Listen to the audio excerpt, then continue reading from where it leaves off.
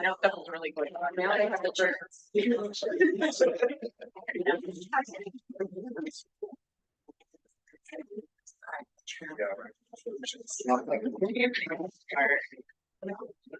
Every day in my life.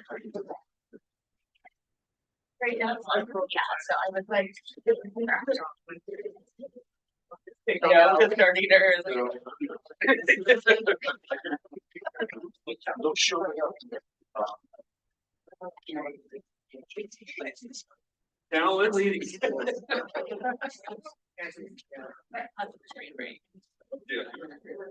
Yeah, perfect. Let me run. Let me just run a little water over it so it's not sticky. At Anderson, I think it's.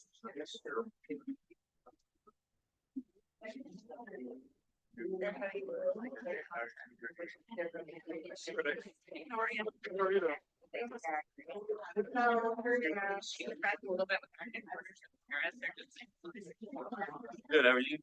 And I know that I mean, it's really they were there. It's like 2 years.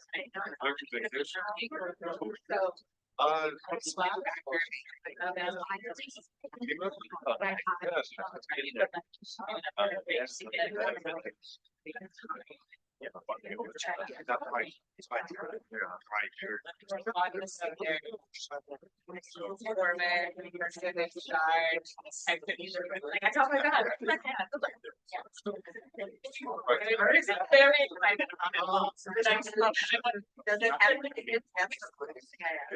He probably doesn't need it. On site every day. So yeah, every little stuff's been exciting. And it's that energy. Yes.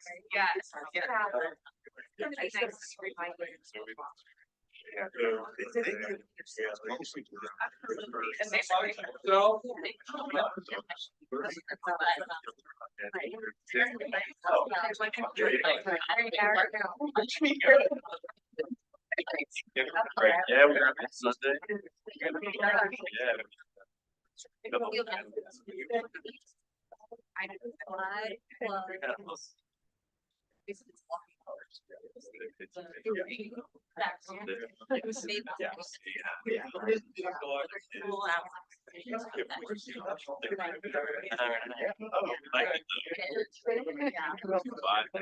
Which is fair. It's fair to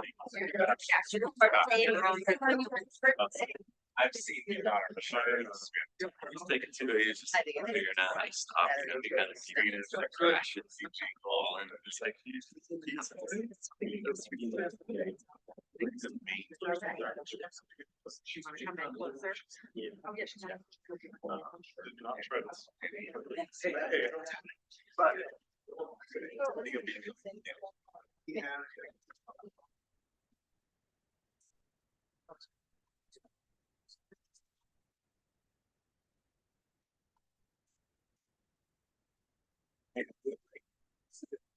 How long did it take you here? What's that? How long did it take you here? Hi, I'm Britt. I'm sorry. Yeah.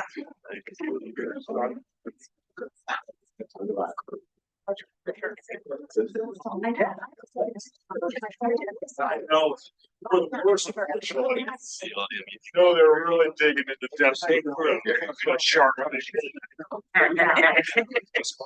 I'll see you.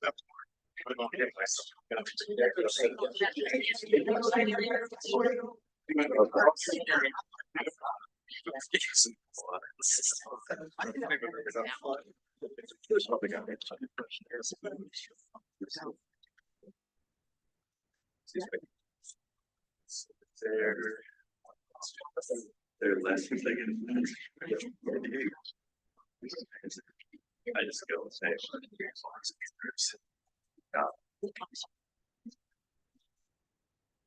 good morning. Well, it's the time and place for our Wednesday, February 5th meeting of the Boise Airport Commission. 9 o'clock, 9:01. May I please have roll call? Mr. Bosiger. I'm here. Good morning. Mr. Carlson. I'm here. Mr. Cunningham. Here. Commissioner Morales. Here. Commissioner Smith. Commissioner Vasconcelos. Here. Commissioner Westerberg. Here. Commissioner Westergaard. Here. Okay, excellent. Okay, we'll go into the second item on our agenda, approval of minutes. We have before us the minutes from December 4th, 2024. I have entertained, or are there any corrections I should ask first? Having read those, I would think they're accurate. I would move this week. I'll second. All in favor? Aye.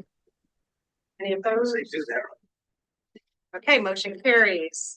Number 3, we have no unfinished business, so we're going to move right into our airport director report, which I hear that Director Huff is in Tucson at a CEO forum, so we have amazing Alex Everman presenting on her behalf, so take it. Well, thank you. Hopefully I can fulfill the shoes Rebecca does. I try to keep the bar low, so I expect everybody's socks to remain on. But with that, thanks for joining us, and thank you for the opportunity to present on Rebecca's behalf. As you mentioned, Rebecca's at the ACI CEO Forum in Tucson, so she's unfortunate she was unable to make it. She was that, but it was conflicting schedules, and so that is why we're here today to cover the business. So first and foremost, we want to recognize our employees, and Amy is an absolute rock star. Where's Amy at? She has to be here. Started when I was 1. You have to stand up, Amy, because today is your 10,977th day. So that's an amazing feat, and just Amy's historical knowledge, her relationships with internal and external stakeholders is unbeatable, and we are very glad to have Amy on board for another 30 years. Is that what you obligated to? Sure. We'll hold you to that. Another employee recognition, Josh Bagshaw, our master electrician, really went above and beyond assisting TSA in one of their requests of handling lighting electrical concerns at the checkpoint. And TSA thought so highly of his contributions and just going a step further, they honored him with an award. And so Josh was recently awarded that. Jumping into numbers. So we almost crest the 5 million passenger mark. We were so close. So we were at 4,990,885 passengers. So significant increase, 5% over 2023. Just so close. So obviously next year, as the numbers, as we look at the next slides, you'll see they are ever increasing year over year, month over month. And so we're very excited for that growth. As the growth comes, obviously the construction projects and the level of service needs to increase to keep that standard that the Boise Airport expects. So total passengers for 2024, 5% over the year. So as I mentioned, 4.99 million in comparison to last year of 4.75 million. So extremely significant growth, and we are trying to keep up with it the best we can while maintaining the level of service that is expected. Enplanements up 12% from December of 2023. So 2024 December, we had 223,000 enplanements. So once again, you'll see the graphs continue to go up significantly. And then holiday travel is a contributing factor to that growth. And so over 860,000 passengers traveled between November and December of 2024. The busiest days are the ones you would expect leading up to the holiday as well as after the holiday. And then with BSU playing in the Fiesta Bowl, we did see some increased traffic for folks attending that game in Phoenix.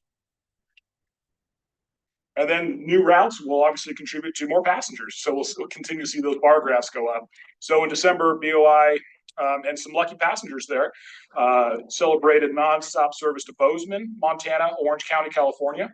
And so Shauna and company put on a nice little event there to celebrate those inaugural flights. And then Orlando will be coming, or excuse me, in January, Orlando started as well. So continuing growth on the Alaska market share.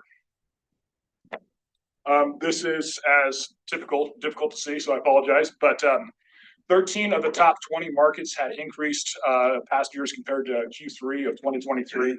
Minneapolis increased by the highest percentage. So we're seeing Seattle, Las Vegas, and Denver as our top 3 destinations, followed by Phoenix, Portland, and Sacramento. So that rounds out the top 6 of our top destinations. Traffic comparison and capacity trends. As you will see there, the load factor compared to the capacity, obviously the dip was COVID, and then we have rebounded significantly from there and on an upward trajectory. So we're excited to see those numbers, especially with the load factor and the capacity compared with passengers continue to increase. Market share, Southwest remained the share leader, albeit by 1%, closely followed by Alaska. So Alaska and Southwest are our 2 significant market share leaders in the Boise market. And those have been relatively consistent month over month, year over year. And as they continue to grow, there might be a shifting of the guard there. We'll see. The forward-looking schedule. So over the next 6 months, flights and seats are scheduled to be up 1% compared to the same month in the year prior. And so you'll see the trend, always up, always moving forward. And as we increase new routes, it's going to continue that trend. Delta is starting their nonstop red-eye flight to Atlanta again in the coming months. And so we're just continuing to build upon the available destinations and markets we provide to our customers. Seats per capita in comparison. And so I would like to note we did change our peer groups. We wanted to be more aspirational in our goals rather than always being on the top. We wanted to change that to challenge ourselves, to try to get with airports that are comparable in size, as well as demographics, as well as geographical situation in regards to the nation. And so we added Albuquerque, Hartford, Connecticut, Richmond, Virginia, Milwaukee, Columbus, Ohio, and Cincinnati, Ohio. We are no longer following or comparing ourselves to Des Moines, Tulsa, or Grand Rapids. And we added we kept Reno, Spokane, Colorado Springs, Charleston, South Carolina, El Paso, Oklahoma City, and Providence, Rhode Island.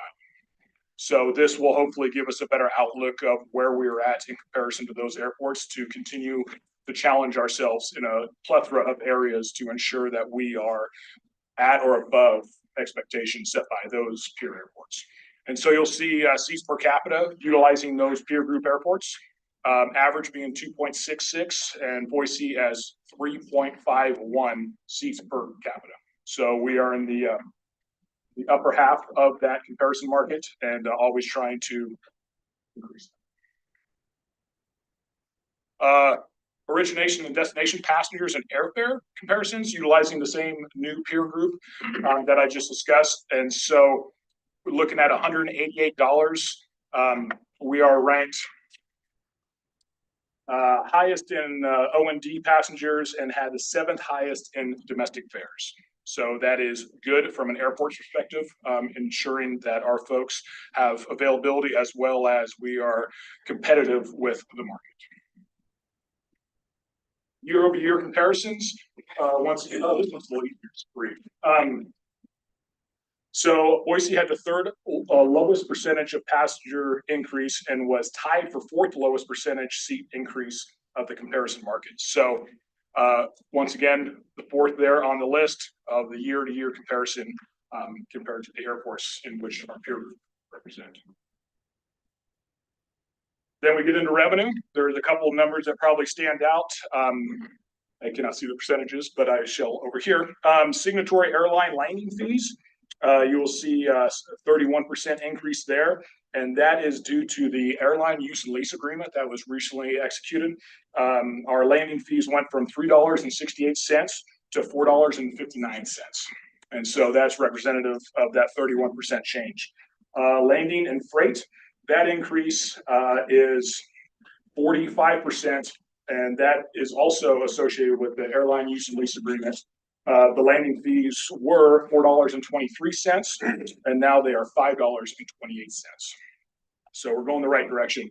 TNC nearly doubled, And so at 99%, this is just simply due as a reactionary mechanism to the increased traffic that we're seeing in pastures.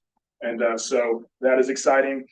Terminal concessions and food and beverage did decrease, but it is solely based on changing of the timing of billing.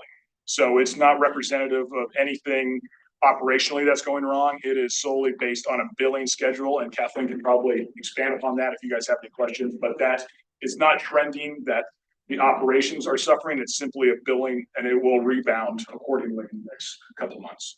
And then advertising increased, and the reason it increased was due to we received 2 months of concessions in October and only 1 month last October.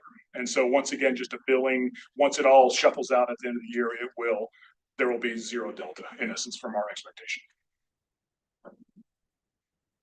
I'm sorry, you want to go back to that slide? Absolutely. You have the reasoning for the rideshare 99% increase, were we not tracking that before? Or? We recently started tracking it, probably within 2-3 years. Sean would know the particulars on that. There might be some more contributing factors. The major one was the increase of passengers, but Sean, you might be able to expand further. Yeah, we increased rideshare rates last year, and so we're paying $1.50 for pickup drop off, and they're paying $2.50 now for pickup drop off with an escalating fee schedule for the next 3 years. But we're also seeing the total traffic utilizing TNCs increasing significantly as well. All right, expenses. A couple of ones that stand out. Indirect cost is due to the year audit adjustment made for December 2024. Professional services, as I mentioned, as we grow, we're trying to have the facilities necessary to accommodate that growth, and that requires a significant amount of professional services to assist guide us, whether those are consultants, engineering firms, to ensure we're doing it the right way and one that will have long-lasting impact to the airport and its customers. And so there was a large increase there. Structural, electrical, and plumbing due to a few significant maintenance projects, roof repair, vapor shield, and anti-corrosion system, and we are on a mission to replace roughly about 20 air hand dryers in the restrooms. And then credit card fees increase as the passenger traffic increases, so that's why the expenses increase in that regard. And then our TSA partners, they try to do this annually, but the top 10 prohibited items that go through the checkpoint. And I mean, it would baffle you some of the things. I mean, just look at some of those there. I mean, you would never think this is for the entire state of Idaho. I would say thankfully.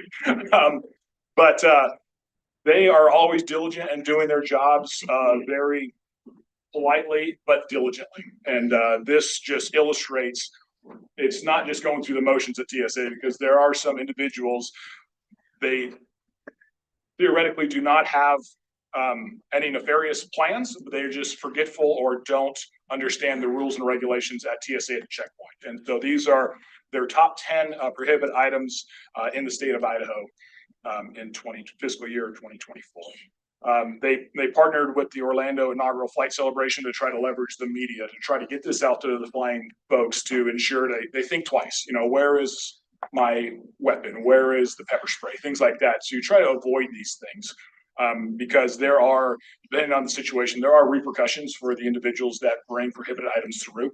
Even though they may continue on to their flight, sometimes that conversation is not concluded. So, and then with that, I shall pass it over to Beth Sumner, Deputy Director of Engineering and Planning, and she is going to discuss some concessionaires as well as some terminal forecasting. Good morning, Beth. Nice to see all of you. I am going to give you your construction update, so we'll just go right to the next slide. Starting with the concessions update, I think many of you, I wasn't able to attend in December, but hopefully many of you got to participate in the event that we hosted at our last commission, so thank you for doing that. We're just wrapping up the permitting process on the phase 1 aspects of our concessions update in the concourse and food court area. So construction will start next week. You should start hopefully seeing temporary walls coming up. First location will be the Boise Depot location, which is in Concourse C, kind of in the lower area where that store is down in the bottom. And so that first phase should take us really till like June, maybe July to get all of that finished, but we'll sporadically be opening various food and beverage and gift and news locations over the next 3 to 4 months. So that's moving along really well. Next slide. Concourse B, we did an electrical shutdown. We like to play our luck with the 13th. It was actually Friday the 13th. So we had to shut down our electrical system in a portion of Concourse B because we installed 2 new rooftop units, and one of the rooftop units provides HVAC to Concourse B was electrical. And so we needed to upgrade the breaker that it was connected to. So in order to do that safely, we had to shut it down. But it's always a little nerve-wracking for us as an airport to completely shut off power to a section of our space. But it really went off with no issues. We typically do this like in the middle of the night, maybe like 1 to 4 a.m. So trying to reduce the impact to staff, to passengers, to everyone. And I think that we can mostly attribute this to the great teamwork. I don't know if Jen is in here today, but she was the project manager on it and did a phenomenal job of pre-coordination with airlines, with our own airport staff. And so it just goes to show you that if you communicate ahead of time and try to brainstorm and plan all the potential things that could go wrong, you can really mitigate a lot of the issues that you can face. So that went really well. Next slide. Concourse Development and Terminal Improvements Program continues to move along. At this point, Fentress, our architect, we've got a draft commercial forecast, and in fact, that's going to be the next part of the briefing. Is we have Brian Poe, one of our sub-consultants on. He's going to provide you a brief of that effort over the last 4 months. We took that forecast and it really starts to translate into doing the facility programming needs. So knowing where we're headed in the next 20 years helps us determine how much space we're going to need for things like hold rooms, restrooms, concessions, all of those things. So we're still working on the draft of the programming piece and then taking what we have versus where we think we need to be in the next 20 years. That creates a gap analysis for us. So that's been a huge effort over the last 4 months. And then the other big thing that we've done is created a draft basis of design with our consultant. So they take the current existing conditions, kind of annotate what's going on with our electrical, our plumbing, mechanical systems. What do we think can get us into the next 5 to 10 years? And maybe what are the systems that need to be replaced? So we've reviewed the draft at this point, providing feedback, but it really sets the foundation of where we're going with the design of the new concourse. Owner's representative. So we've had Jacobs. That probably is one of the larger contributors to the professional services. I think this is probably the first time we've had an owner's rep using them at the airport. We saw this as such a big program that was going to take a lot of coordination. So wanting a partner who had done this before at multiple airports. So we were very helpful, a big collaboration with them, developing our request for qualifications for the construction manager, general contractor, bringing a lot of governance and to our program, things that we'll be able to carry beyond just this concourse development. And then I think Rebecca briefed last time that we received a BIL, the bipartisan infrastructure law, the terminal program. There's grants still available. So we received a $9 million grant for passenger boarding bridges. So the owner's rep has been very helpful in getting all the documentation. They did an independent fee estimate for us. So helping us check a lot of the boxes to try to get that grant settled with the FAA. And the last really kind of exciting news over the last week, we met our deadline of releasing our RFQ, or request for qualifications for the CMGC. So it came out last Friday at 5 o'clock. So now the real momentum is going to start to pick up on the project. And that we'll expect responses in mid-March. That's kind of the step one. Once we produce a short list, then we'll release further instructions that will be step 2, which will involve an interview on site for probably half a day. So it's kind of where we're headed with the concourse at this point. Next. Conrac, of course, anytime you drive into the airport, this is one of our large construction projects that you can continue to watch as it progresses. So level 4 is really coming to a close. It's going to be 7 levels altogether. So we're maybe just getting past the halfway point on the garage portion of it. And then the customer service building. So that's that on the southeast corner where all the rental car offices will move to. So the structural steel is just getting completed for the 7th level. So it's only about 20,000 square feet that we're building up on the CSB. So that's able to move a little bit faster faster than an entire floor of a parking garage. So you can just kind of see some of the numbers. I mean, that's pretty startling to think over 1 million pounds of rebar just in the last really 6 to 8 months. 38 miles, that's almost all the way to Mountain Home. So next slide. Concourse B, Family Restroom Project. So this was the BIL ATP grant that we received a year ago. We didn't want to start construction in the middle of the holiday season, so that's where it slipped to January. So it's well underway. We've been doing a lot of night work to prep the site, just again, trying to reduce kind of the impact to our passengers. So we're building out 3 family restrooms, with the 3rd largest one having a universal changing table. Recently learned that there's actually, of course, an app and a website that talks that gives you a map of where universal changing tables are. At this point, I don't believe that there's one on the map for Idaho. So once we build ours, we might be the first location to get on that map. Really creating a lot more accessibility for our traveling public. So pretty exciting for us. And if you traveled recently, of course, we need more restrooms in Concourse B, so it will help with that as well. Next. Master plan. So I think we talked about this last time. We had a request for qualifications out. It closed in November. We had 3 firms submit qualifications, narrowed it down to 2, and then made our selection for Intervistas. At this point, we're just going through the contract negotiation process. So they're producing their scope of work and their fee, then that will go to City Council for approval, and then the mayor will sign that hopefully mid-March. It's kind of the timing of that. Once we get that kicked off, we're going to just jump right in. This will cover both airside and landside facilities. It could take us 18 to 24 months to do this, and it does have some stakeholder engagement opportunities within it. So this is really just the beginning of the master plan. You'll be hearing us talk a lot more about it. Next slide. I think that's it for the construction update. So I don't know if we want to go right into the next presentation. If anyone has any questions for either Alex or Beth. I've got one. So when the rental car check-in desks move to the service center, what's the plan for the space where they are? Is that going to be additional airline ticketing or something else? It's a really good question. The plan right now is to try to solve some of that during the rest of our work with the Concourse Development and Terminal Improvement Program. So I guess the short answer is we're not sure. We have some ideas. I think some of the things that we've been talking about is could be a great location for our operations center.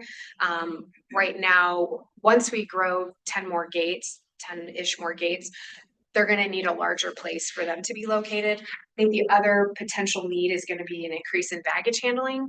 And so because it's very close to our existing baggage handling system, it also might be a great location for that. So I guess more to follow. We need to do some more research, probably between the master plan and then the Concourse Development Program, try to determine what's the best use of the space.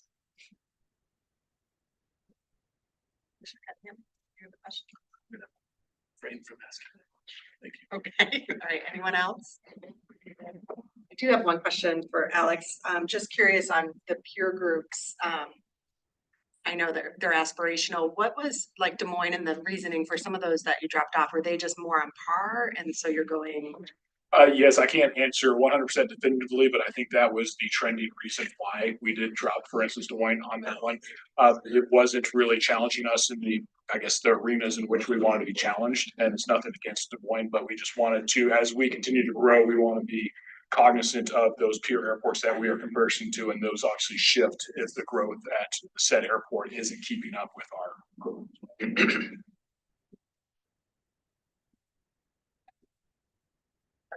If we go to the next slide, I'm just going to introduce Brian Poe. So Ventress Architects is our primary consultant on the design of the concourse. One of their sub-consultants is Landrum and Brown, so they do forecasting and programming efforts. So Brian is joining us virtually. So I'm going to just go to the next slide and just kind of give a little bit of a scene setter as we begin to look at the data that was produced over the last 4 months. So just to kind of give a little bit of background on our current state, Concourse B portions of it are from the 80s, 90s, and early 2000s. It's kind of been the wave of construction that we've done here in the terminal and Concourse B. So a lot of the components are ending, becoming end of life. And so it becomes an important kind of pivotal moment of, do we decide to replace things, or what do we do next with Concourse B? But in order for us to maintain operations here at the airport, we're really not at a place where we can start to tackle Concourse B while operating out of it. So this starts to begin to kind of make the case for why a Concourse A. And additionally, if you've traveled at all kind of in our high times, you'll find that what we originally were designed for was regional jet aircraft. So that's 63, 65, a smaller number of folks. Now what we're seeing more of is narrow body aircraft, and we're seeing it also with some of our ultra low or low cost carriers bringing more of those larger aircraft in. So maybe it's the same number of aircraft, but it's a lot more passengers. And where we're really feeling the pinch is in the hold rooms and in the restrooms. And so we're not at a point where we can update our restrooms in Concourse B while maintaining operations there. So there's just not space to be able to do that properly. And then when you look at Concourse C, the hold room, a lot of times it will feel pretty spacious down there. But if we were to bring in narrow body aircraft almost exclusively down there, it would start to feel very tight in that space as well. So even though, like I have on the slide, it says that we can park 11 aircraft, we have 11 parking spots, but we really don't have the space to support people. And I think what we're finding, particularly coming out of COVID, and I'll let the experts talk about it more, is that the expectation of service that a passenger expects to see at an airport is not to be sort of cramped in and to wait in line for restrooms. And so just sort of updating ourselves to what we're seeing with peer airports in some of the amenities and the experience that we want people to have at the Boise airport. So as Brian will go through the presentation and kind of cover some of the numbers, I think if we maybe start kind of foundationally, our goal is to provide an optimum level of service. And that means something when you do programming and forecasting efforts. So that kind of started the foundation of what we were going to do. And then what that means is when they said, okay, if I apply optimum level service to your current infrastructure that you have in Concourse B, you really can only support 7 narrow body aircraft, even though we have 13 gates. It's really sized for 7 narrow body aircraft. And then if you look at Concourse C similarly, it's really only sized for 6. So if you put that total together, what we're really sized for with our space is only 13 gates. And so if you think about, well, if we're proposing to build Concourse A with 10 gates, that really only brings us from a size and experience from a passenger perspective, really up to the 23 gate kind of experience. And so I guess I want to just kind of lay all that out as I hand it off to Brian, and then he'll go through a lot of the data that we've collected over the last 4 months. So with that, I'll hand it over to Brian. All right, thank you, Beth. Can everyone hear me okay? Am I clear? Yes. Yes. Okay, good. Just making sure we still got a good connection. You can go to the next slide. So with this forecast update today, we really want to just provide, or I really want to just provide an overview of how the forecast was developed, for what purpose, in the areas we focused on. And at the bottom, there's a disclaimer just stating that all our forecasts are really predictions. They're our best guesses with the best information in hand. So this can't be guaranteed, but we do our due diligence to prepare forecasts that are reasonable, not just for the airport's perspective, but also from the FAA. When we look at master planning efforts in the future where there's potential funding, they'll have to validate these forecasts. So this forecast was a commercial passenger forecast. It was not a full forecast. So we didn't get into cargo and GA and military at this point, but we focused on employments and operations. We did a 20-year forecast out through 2044 to kind of cover the needs over the next 10 years, and then more long-term for the following 10 years. We also prepare from the annual level, we go to a derivative forecast or a peak period forecast that looks at your requirements and needs, the activities in the design day or a busy day, and then those surges or those peak hour requirements and demand. We also, to facilitate that, prepared a number of design day flight schedules or full day schedules of all airport and all aircraft activity at 5-year horizon, so we could do further analysis and dive into potential simulations and looking how everything kind of interacts and focuses on those specific requirements in different facilities. And again, all this, as Beth said, was to support this ongoing concourse development and terminal improvement program that Fentress, our prime consultant, is managing for the airport now. Next slide. Wanted to start with just a snapshot of where we are today. Alex gave a really good overview of how the airport has been improving, the changes over the last few years, and the specific details. So just at a high level, we're about 2.5 million employments in 2024, about 55,000 commercial passenger flights from your 9 main airlines that are servicing approximately 26 markets. The Boise ranks 64th currently on the FAA's airport list based on busiest traffic for employment. So it's actually the first or the last medium hub airport, depending on which way you look at it, but you're a medium hub airport recognized by FAA.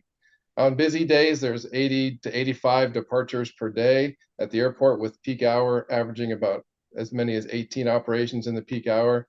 The average aircraft size with that mix of your large regional jets, 60 to 76 seats, up to the larger narrow body jets that are averaging probably 160 seats, but all the way up to 200 seats on a larger Airbus A321. And in the future, you may see the Boeing MAX 10s as well. Alex mentioned you had a kind of a high in load factor, reached almost 84% in 2024. That is very positive news to see the growth, and Alex showed you those more detailed data points. Let's go to the next slide.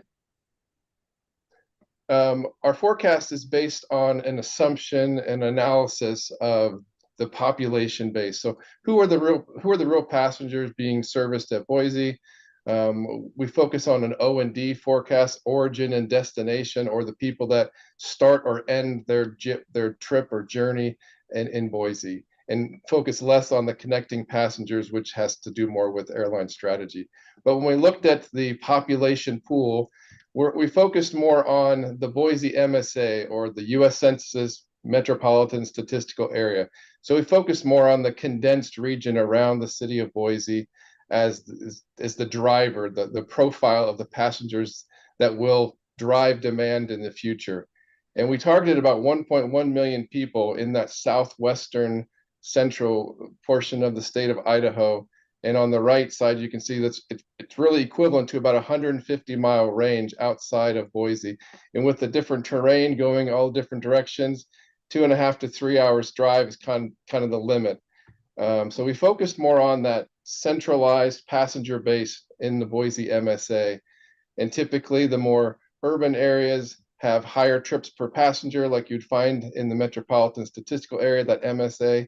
And then the further you get out, the more rural areas, there's less focus on air travel in general, and there are fewer trips per passenger on average when you get further away from your concentrated areas. So really there's much more competition when you look to the north and to the east. If you go up towards Spokane, if you go to the east towards Idaho Falls, there's less of a real pull. We did look at some statistical data, some trip passenger origins, where we saw that there were passengers all over the state that were choosing to fly out of Boise in lower numbers, but there are those people that are choosing to drive even further distances because of the service offerings at Boise instead of going to other smaller airports.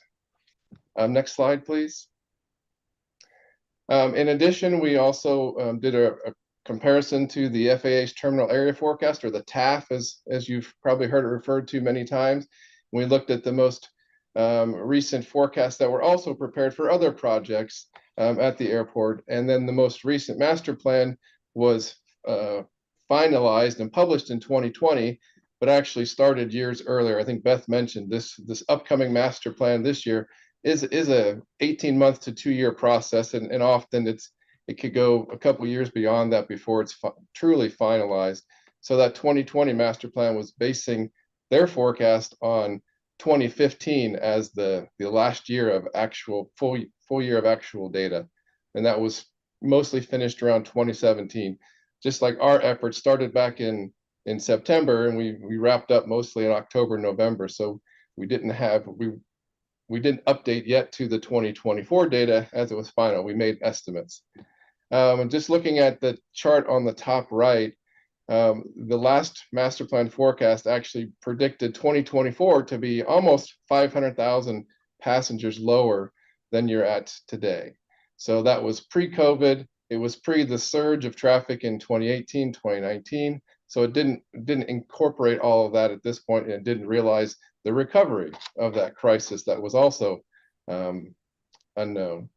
We looked at some recent air service forecasts that are they're more optimistic because they look at all the what ifs.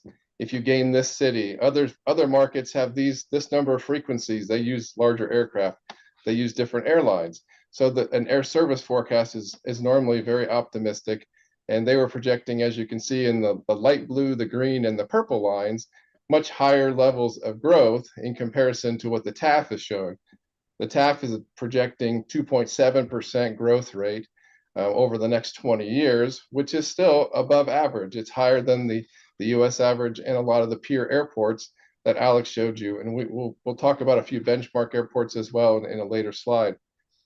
But just overall, there's great optimism for growth in Boise. And as you've seen the growth on your own, as you've come through the airport, there's definitely an increasing trend, and there's excitement, and there's a lot happening in the Boise city area as well. On the bottom chart, we just wanted to kind of show the correlation, and there's actually on that chart, unfortunately on this slide, it's missing the trend lines in the other. So the copying of this from my slides to this set of slides, we're missing a couple lines, but we were showing that there is a correlation in the index, the growth index, with the Boise MSA population and the employments at the airport. So it was a strong correlation to look at population even more so than normal. We typically focus on more economic drivers and independent variables, but there was a very close correlation to population growth as well. And then there's also missing some bars on the bar graph for trip propensity. And we were just going to say that the Boise trip propensity is very much in line trend-wise with the US average. So that overall, it's tracking what the broader aviation industry is doing. So it's reaching that kind of long-term normal mature rate of about 3 trips per person per year, which for those that travel a lot, that may seem light. For those that don't travel very often, that may seem like a lot. But that's kind of a normal average that we see at larger airports across the US as they mature. Next slide, please. So our general approach or methodology was to prepare this origin and destination, this O&D forecast, based on that core group of passengers, that population around the Boise MSA, and then to add the connecting passengers after we determined the O&D passenger forecast. Connections have been 3 to 5% on average over the last decade. That varies a little more so with Alaska Airlines and their strategy over using Boise as a connecting point. The other airlines do not do as much connection, so it's not in focus. Connections are not a focus at Boise, but that's the second part that we included. So we first started with, like I said, we did this forecast back in the fall, more so September, October. So we made estimates for 2024 calendar year and for 2025 based on airline schedules and trends. And then we did a kind of a bridge estimate, or an effort to normalize our short-term estimate to our long-term econometric forecast for 2026. So the long-term forecast is 2027 through 2044. In this case, we looked at dozens and dozens of different forecast options. We selected 3 and did a hybrid in this case. So it's more of a proportional average, looking at the impact of 3 different forecast results. So a socioeconomic regression forecast based on the population of the Boise MSA, just a general trend analysis on employment growth, and also a look at a multiplier rate. So how does employment react to a change in your economic growth and GRP? So gross regional product for the Boise MSA as a multiplier effect was also used. So those 3 became our average forecast. And the employment forecast was used to determine the number of operations in our operations forecast.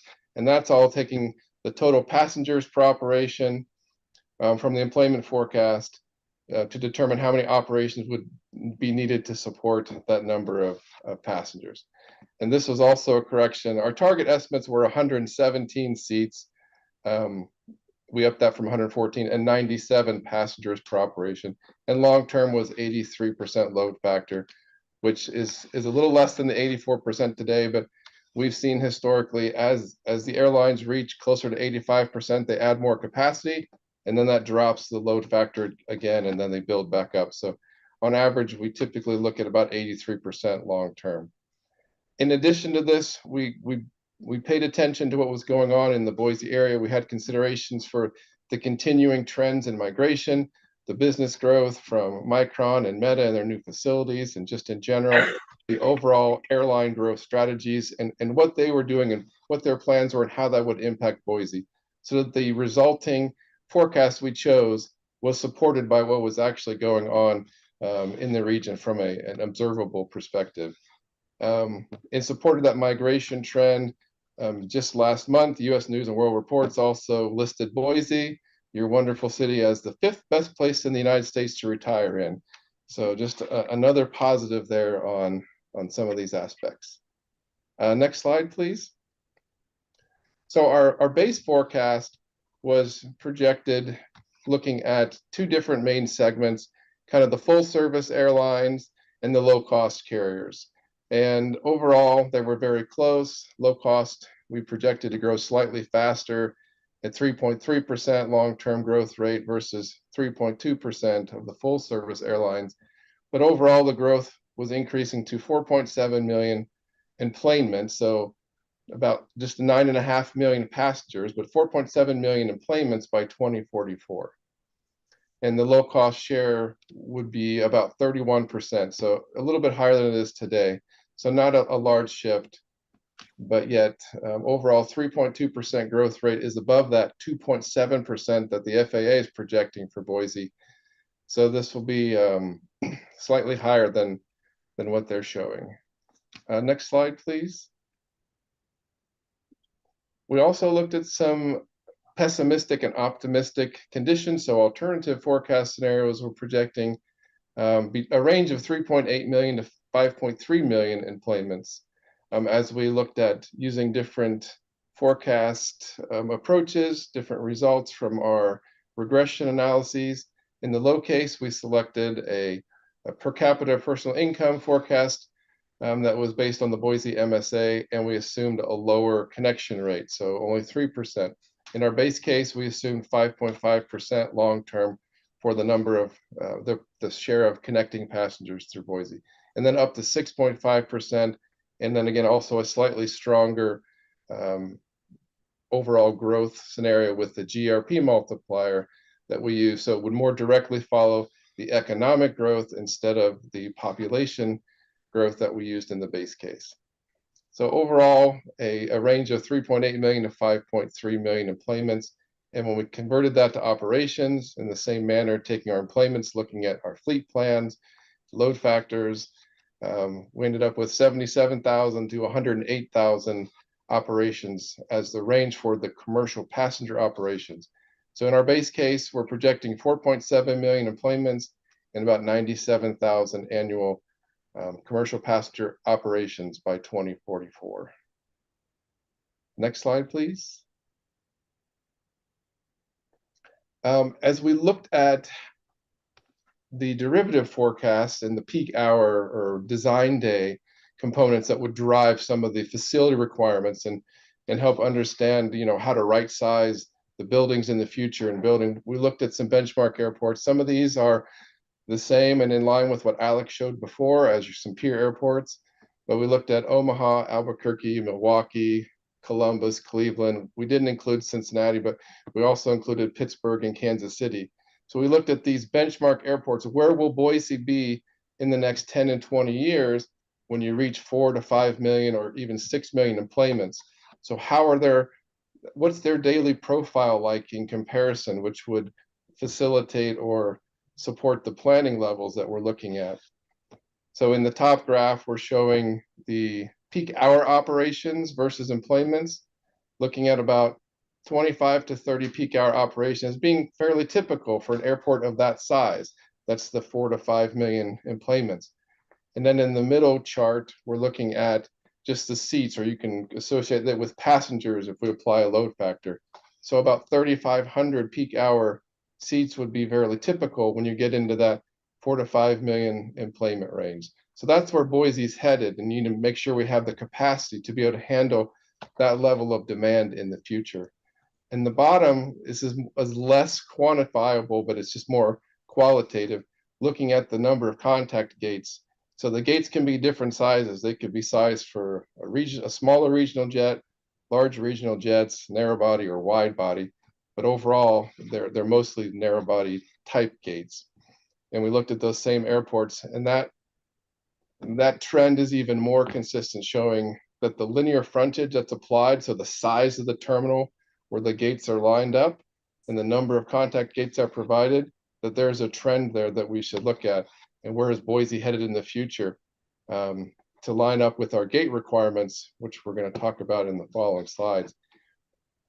So I also pointed off here, there's a couple of new airport projects. Pittsburgh is building a new terminal, $1.5 billion, and the same number of gates are actually resizing the gates throughout the terminal.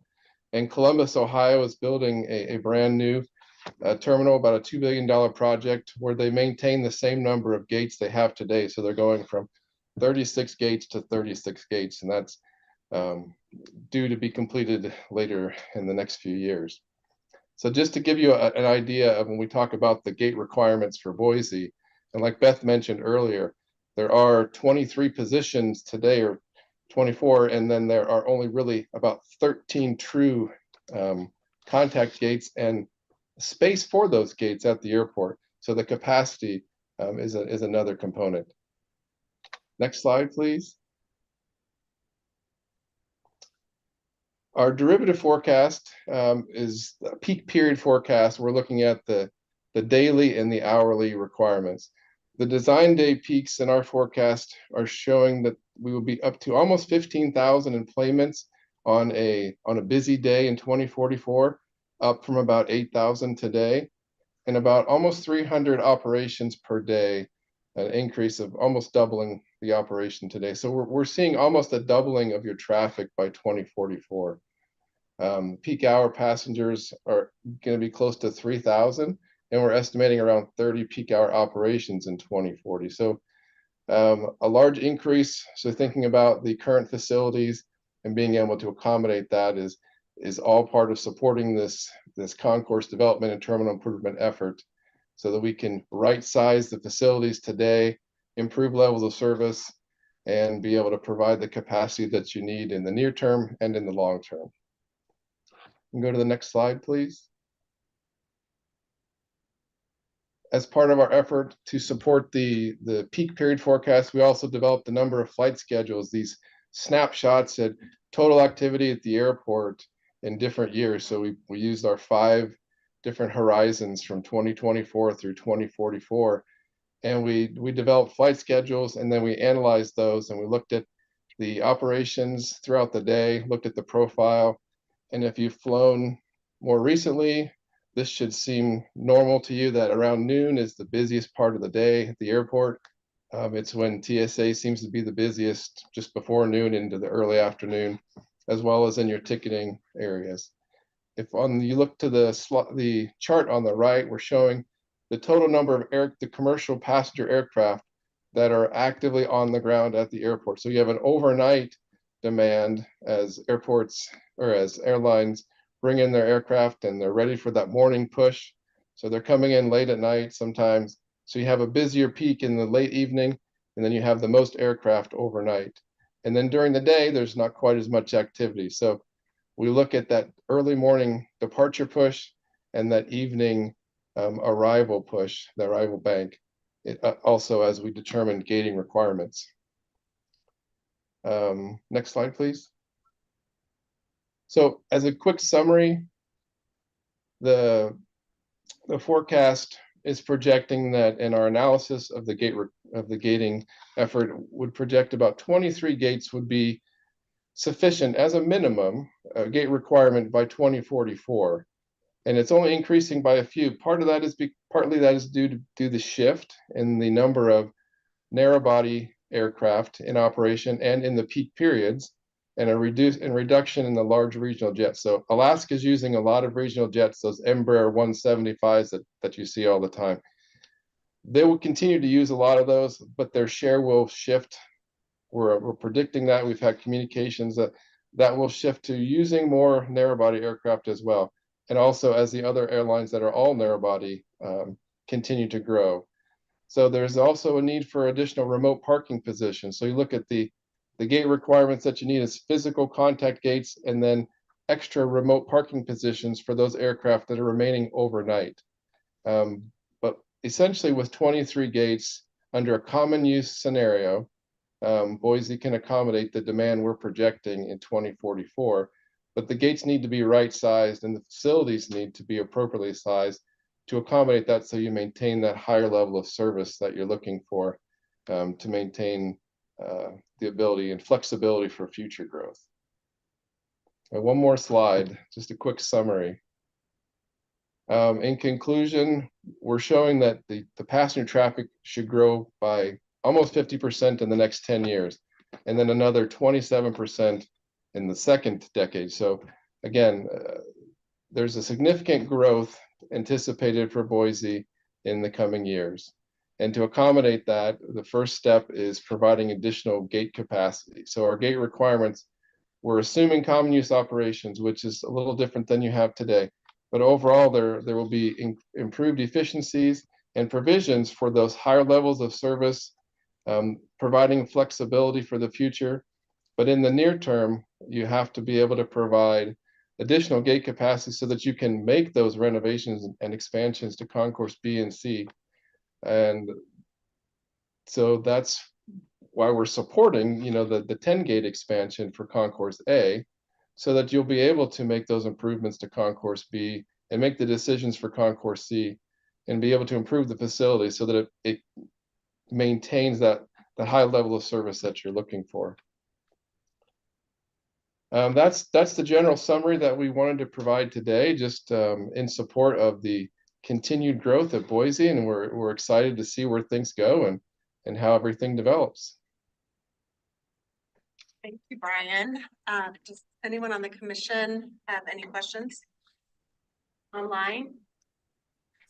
I have a question. Amy, yeah. Thank you. Can you hear me okay?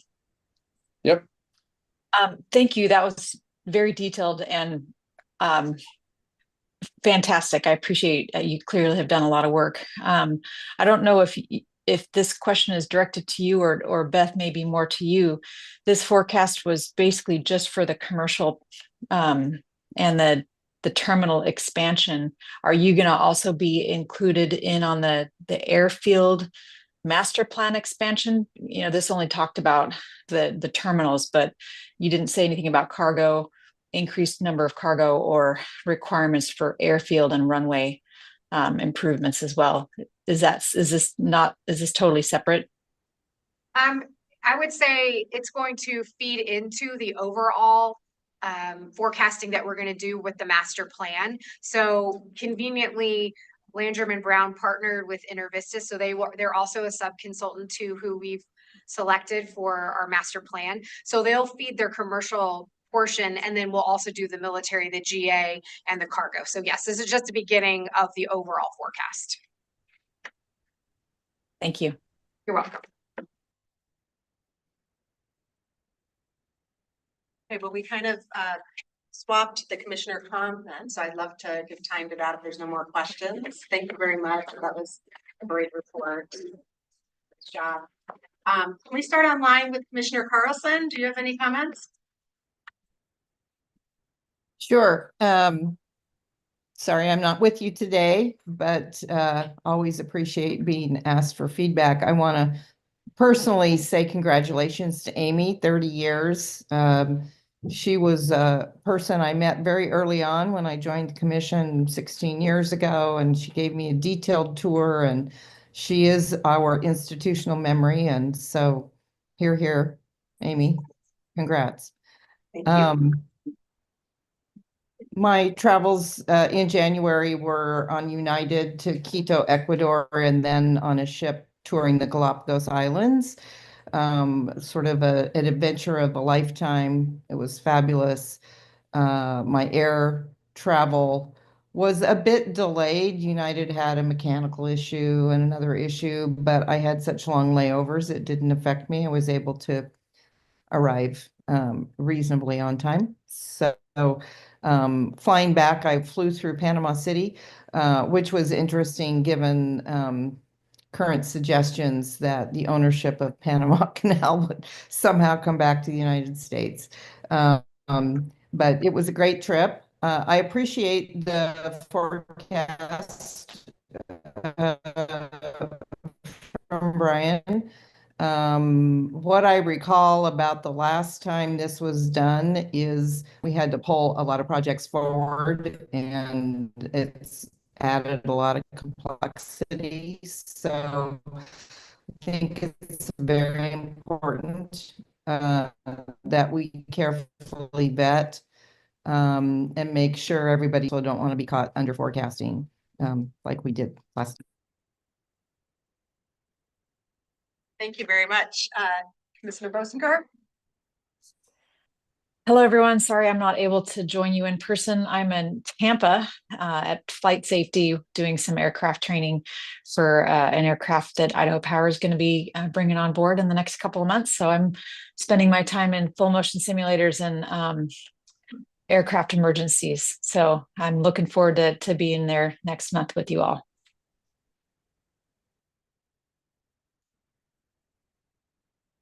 Westerberg? Well, thank you.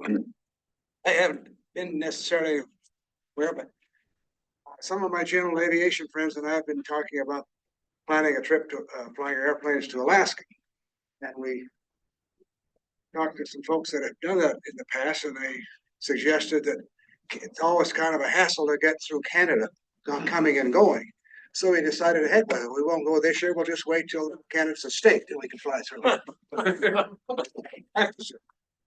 Anyway, I don't have anything to add. It's tough to follow that. But first of all, I did attend the concession open house in December, and I was very excited by the food that was served, and in particular the ice cream, which had at least seconds. And little sandwiches they served were great, and everything was really good, and it was very exciting, I think, to see these new concepts coming in that Amy worked really hard on with our committee. As far as travel goes for the holidays, we flew to Calgary, which is pretty typical because we have family there. And this time we went on United through Denver, and everything went like clockwork. So that was really satisfying. That's all I have. Thank you. Mr. Cunningham? Madam Chair, thank you. One comment, well, actually two. Congratulations to Amy again. I had a chance to work with you on the concessions RFP and got to know you a little, and we was lucky to have you on their team.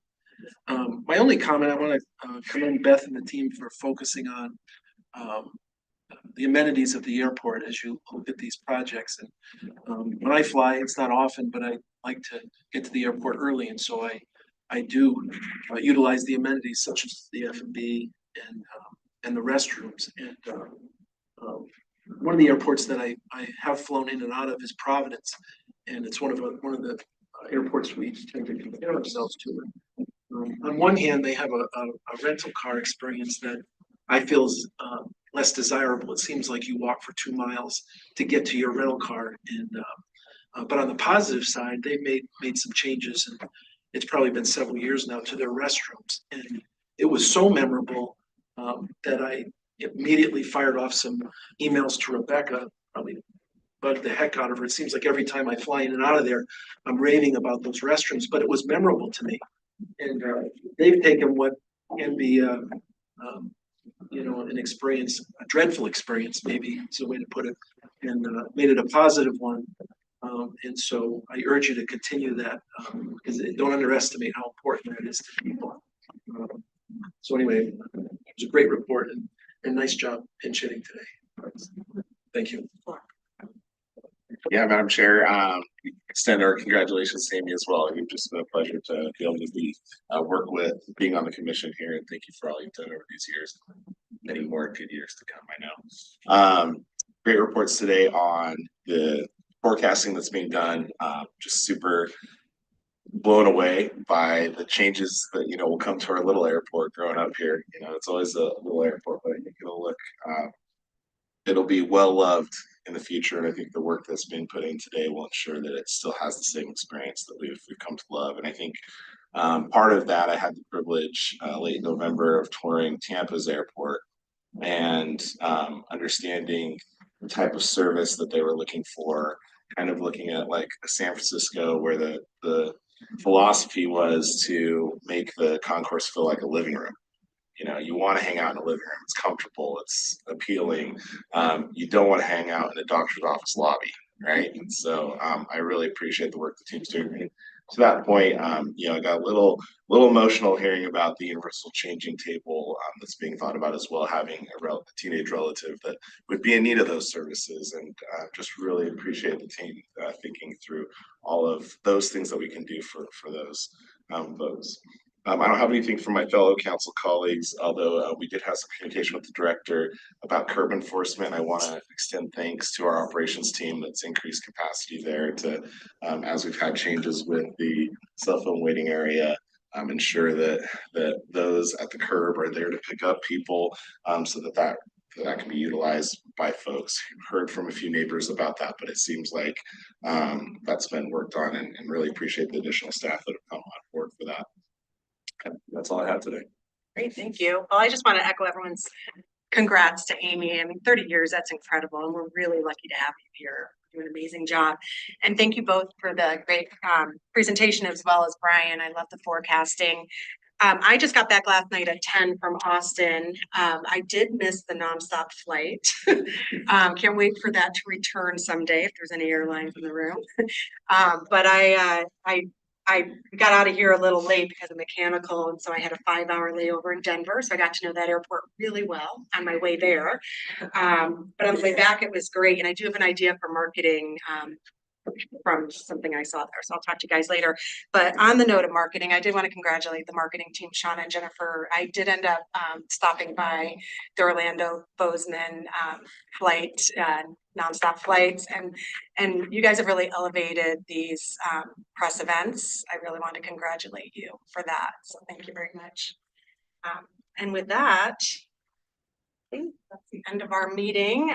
So we're at the point in time where you can take general public questions and comments for the commission and airport staff. Just a reminder, the discussion per issue cannot exceed 5 minutes, and we'll just keep time up here. And meeting time constraints or requests for final action may require deferral for future meetings. So at this point, is there anyone that would like to address the commission or staff?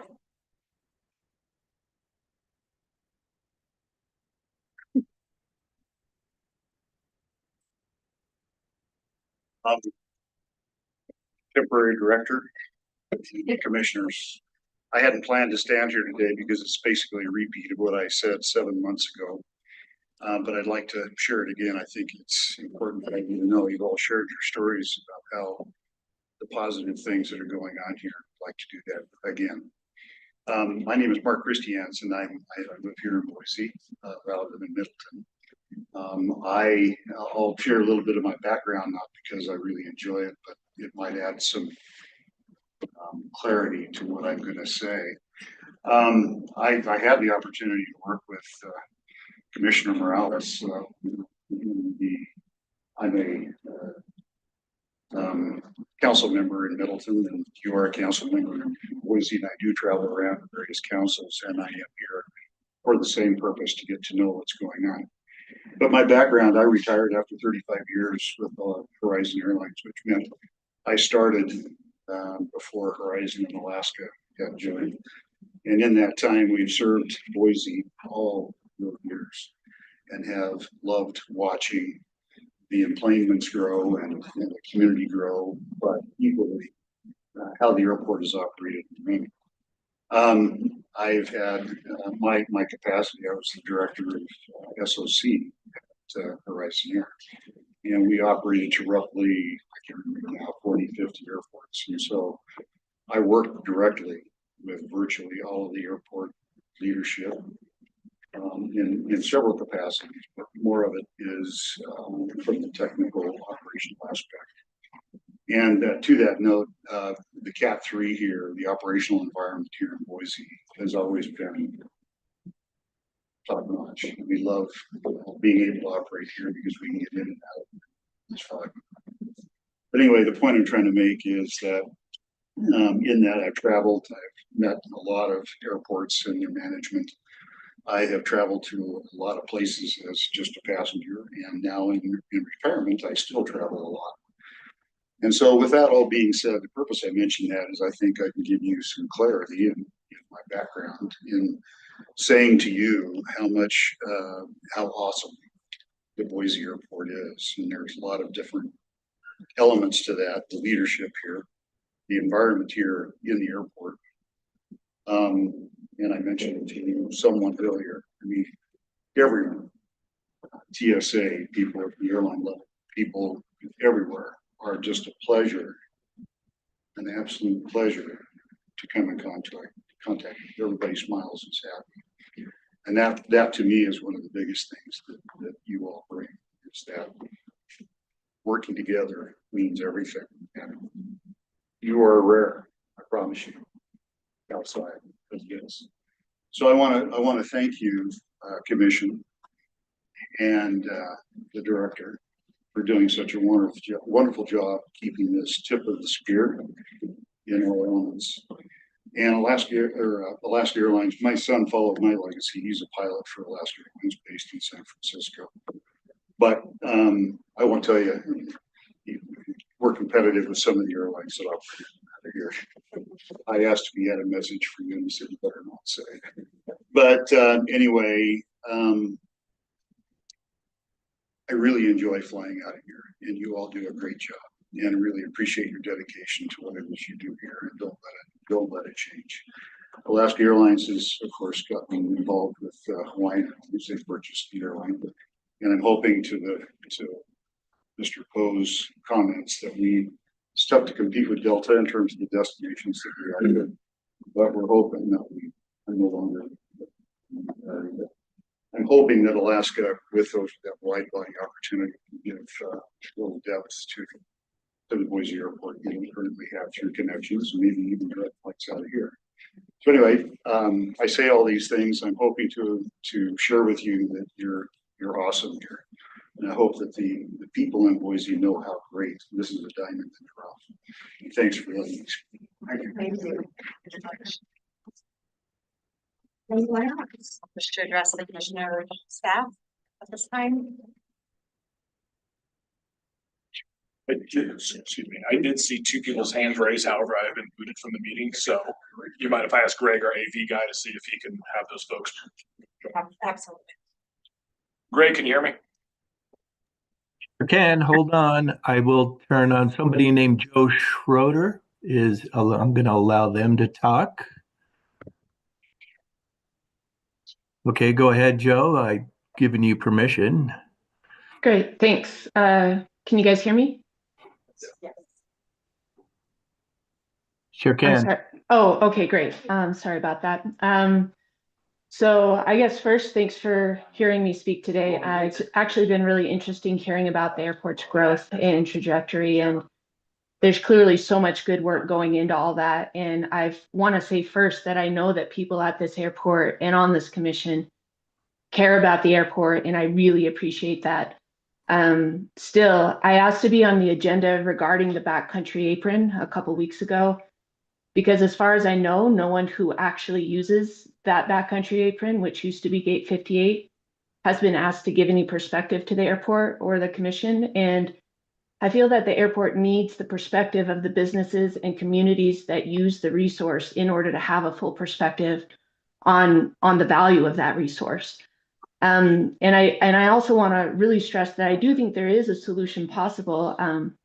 I wish that Director Hupp was in attendance, but I have heard her say that no other airports of a comparable size have a resource like a backcountry apron. But that's not quite true. Anchorage Airport has 2 L gates in their south terminal that operate almost exactly like Gate 58 did, outside the TSA secure area from the baggage claim level. And those gates serve rural Alaska. And that airport does have, by the way, less acreage than Boise, and at this point accommodates more passengers than Boise, although that could change as Boise grows. But if an international airport with more passengers and less space can have a rural air travel resource, then it seems like Boise could make it work to have something similar, if not at the main terminal, then somewhere very near the main terminal and easily accessible by passengers who need it.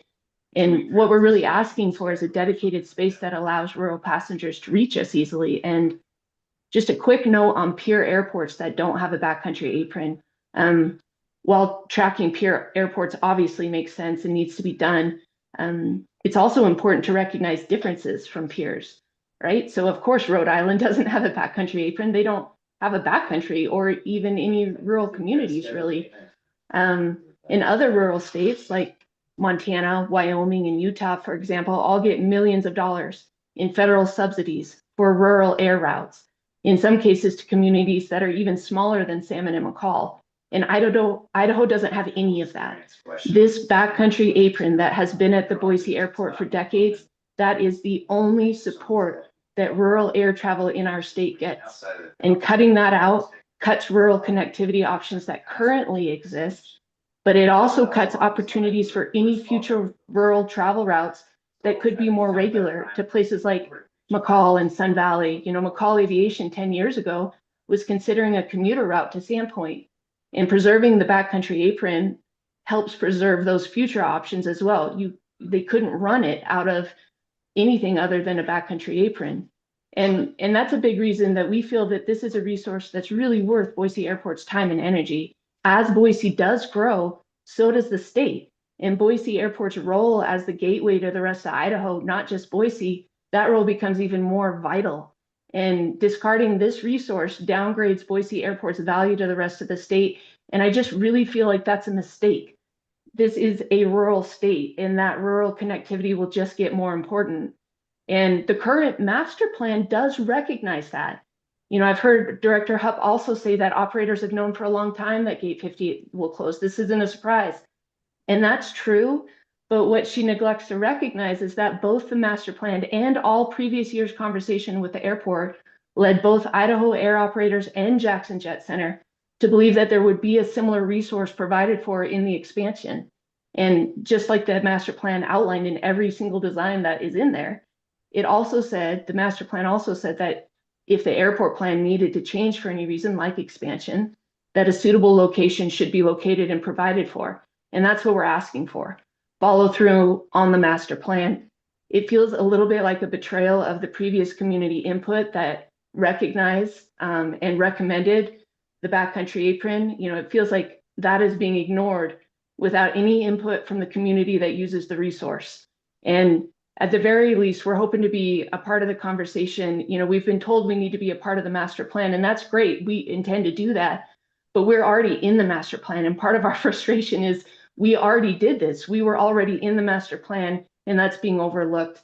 And I think, the Boise airport is doing a great job in so many ways, but Idaho is unique. Boise airport is unique. And I feel like getting rid of this resource is a real missed opportunity to build on that and make it a value, not just to Boise airport, although including Boise airport, but a value to the airport and to the state. And I just. Ms. Schroeder, it's over 5 minutes at this Okay, time. sure, So yep. I would love to defer to if the staff has any comments to Ms. Schroeder on this issue. Do you have anything to? Yeah, absolutely. And appreciate your concern around Gate 58. We've looked at it in depth, and you mentioned a couple of those examples. I don't want to speak for Rebecca. However, given the upcoming projected construction of Concourse A, its current location that is utilized is directly in conflict with the plans for Concourse A, as well as the north side taxi lane to access the northernmost gates of Concourse A. And so as it stands today, we can't have both of those amenities, Concourse A as well as Gate 58 in its current location coexist. And so I think some offline conversations to ensure we're tracking and trying to meet all the needs of the competing interests that we have moving forward would be beneficial. Sure, I'd love to be a part of those conversations. I feel like we've kind of been trying to have them and have been excluded from them, but I'd love to be included in the future.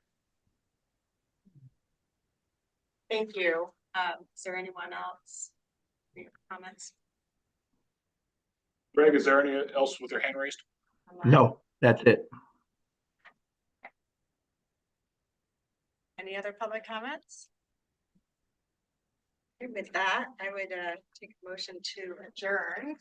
Madam Chair, before I make the motion to adjourn, I always like to know who I'm sharing a room with. And I'm impressed with all these people here, but just for fun, I'd like to see the hands of everyone that works for the city of Boise or the airport. Thank you. Thank you for being here. Now I move we adjourn. Do we have a second? Second. Okay, all in favor? Aye. Aye. All right. Liz, thank you very much.